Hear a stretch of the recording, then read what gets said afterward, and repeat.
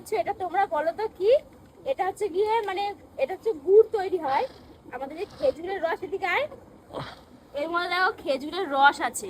এই রসগুলো এখন জাল হচ্ছে আর এত সুন্দর একটা মিষ্টি একটা গন্ধ বেরোচ্ছে, দারুণ লাগছে দারুণ।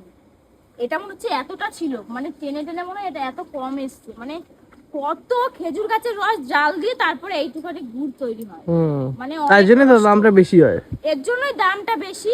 আর আমরা সবাই ভাবে কি এত দাম কেন, এত দাম কেন, ওটা ভাবলে হবে। এটা অনেকটা জাল দেওয়ার পরে একটুখানি গুড় পুরো তৈরি হয়। অরিজিনাল একদম। হ্যাঁ, কি ভাল একদম। লাগছে দেখতে। এখানে দাঁড়িয়ে আছে তো, মানে একটা গন্ধ বেরোচ্ছে তো, এটা ফুটছে তো, দেখে যা শশা আওয়াজ হচ্ছে, হুম। মানে গন্ধটা আসছে, হেভি লাগছে। হ্যাঁ, আর এই যে যত ধোয়া ড্রাম দেখো আছে কত। না, এই দেখ বাপরে বাপ। ওইখানে যত ড্রাম আছে, হুম। মানে সবাই ওই খেজুর গাছে ওই যে ঠিলা ফিলা বাঁধে না, হুম। ওরা সবাই নিয়ে এসছে এখানে বিক্রি করার জন্য। ওইগুলো জাল দিয়ে গুড় তৈরি হচ্ছে। আচ্ছা আচ্ছা।